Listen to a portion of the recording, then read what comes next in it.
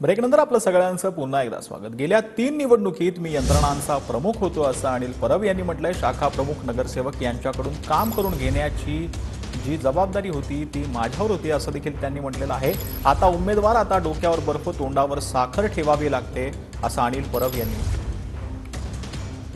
म्हटलं। माझी अडचण अशी आहे की गेल्या 3 निवडणुकीचा या यंत्रणांचा प्रमुख मी होतो, त्यामुळे शाखा प्रमुखांना ओरडणं, नगरसेवकांना दम देणं, त्यांच्या पाठीशी लागणं, रात्री अपरात्री त्यांना उठवणं, त्यांच्याकडनं मतांचा हिशोब घेणं, ही सगळी कामं मी करत होतो।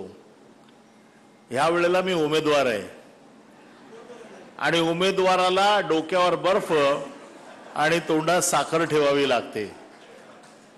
निवडणूक म्हटली की मी फार घाबरतो, कारण मी खूप निवडणुका बघितलेल्या आहेत, निवडणुका जिंकलेलो आहे, निवडणुका हरलेलो आहे आणि एक एक मताचं महत्त्व माझ्या एवढं कोणालाच माहीत नाही।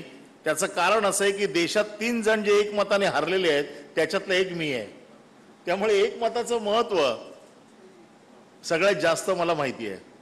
आणि म्हणून शेवटचं मत जोपर्यंत पडत नाही तोपर्यंत आपल्या कार्यकर्त्यांना कुठल्याही प्रकारचा आराम मिळत नाही, कुठल्याही प्रकारची शांतता होत नाही।